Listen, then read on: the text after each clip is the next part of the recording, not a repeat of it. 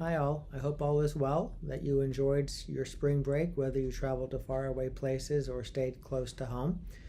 Regardless of what you may have done, you of course had your attention and your awareness, your flashlight and your light bulb with you, and perhaps you at times were aware of where your flashlight was pointed and the quality of your awareness, and with it, the way it may have enriched or changed your experience or aspects of your experience.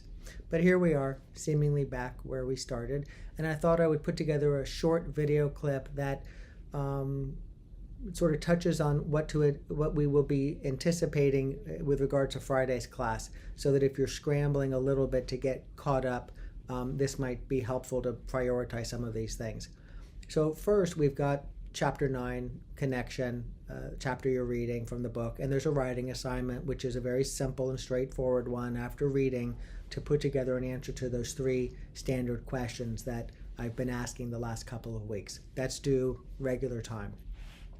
There's another writing assignment. We could say it's really not a writing assignment, but it falls into that category, which is your outline.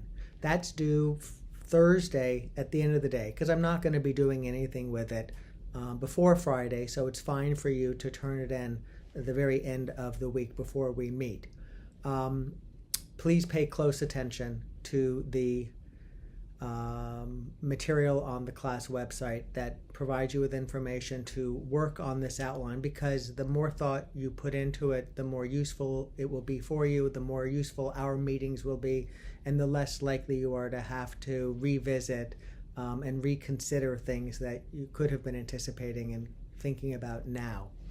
Because you've just come back, and I am aware of the fact that you have a lot going on in your life, for those of you who would like, you can request an extension, and I'll grant up to a 1-week extension for you to turn that in. If that would be helpful to you, I want you to avail yourself of it, because I don't wish for you to Thursday at 12 o'clock start working on your outline. It probably is something that you will want to give a little more thought and attention to.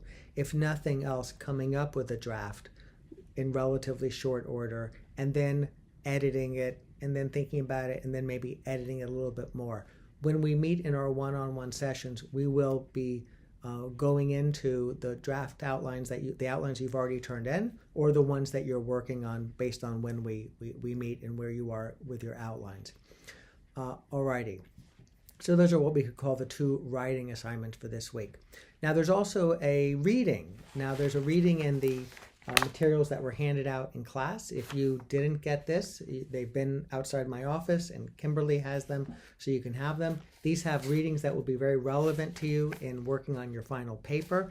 But for this week, there's one reading in particular, and I explain this in the class website, which is this law review article by Leonard Riskin, a really terrific writer on mindfulness and law, who's talking about the integration of mindfulness in negotiation.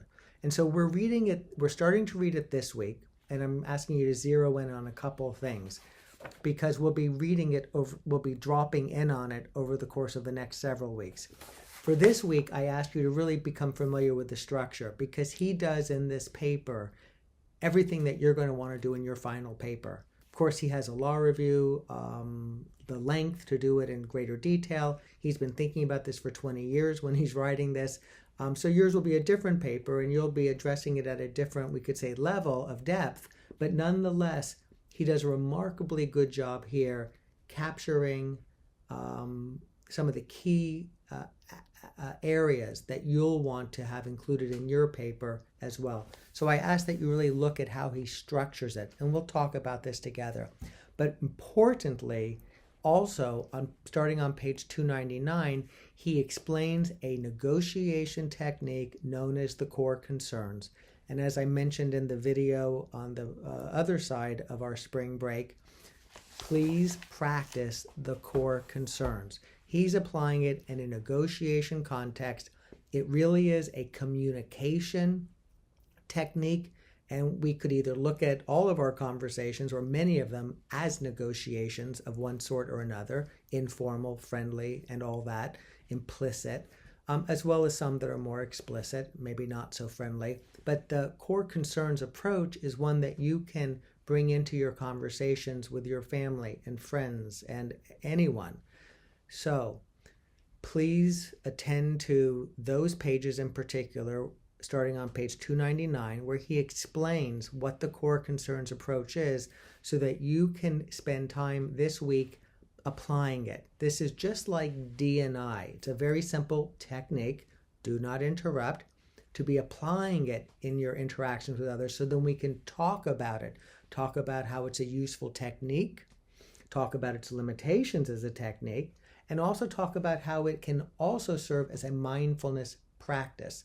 And similarly, the core concerns allows us to deepen our understanding of mindfulness and the practice of mindfulness and the application and integration of mindfulness in real world stuff like a negotiation using a relatively straightforward and useful rubric known as the core concerns. So when we're in class on Friday, I will ask, please share what it was like trying to apply the core concerns. And there's 5 of them, but you can pick 1 or 2 and work with those that we can then talk about. So you don't have to try to, nor is it necessarily intended that one brings all of the core concerns into every conversation.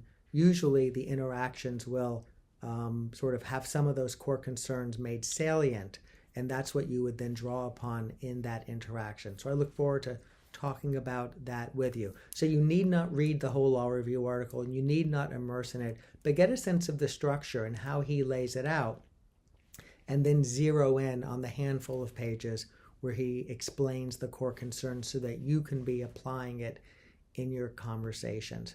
All right. You learn a new practice this week, our 4th primary practice, the connection practice. You have been and or you will be practicing it, alternating it with whatever other practice like focused attention, body scan, or open monitoring you are finding to be most useful and interesting to you so that you can continue to do that practice while learning the new practice. I look forward to seeing you in class on Friday. If you have any questions, please reach out to me and or Kim. Wishing you well.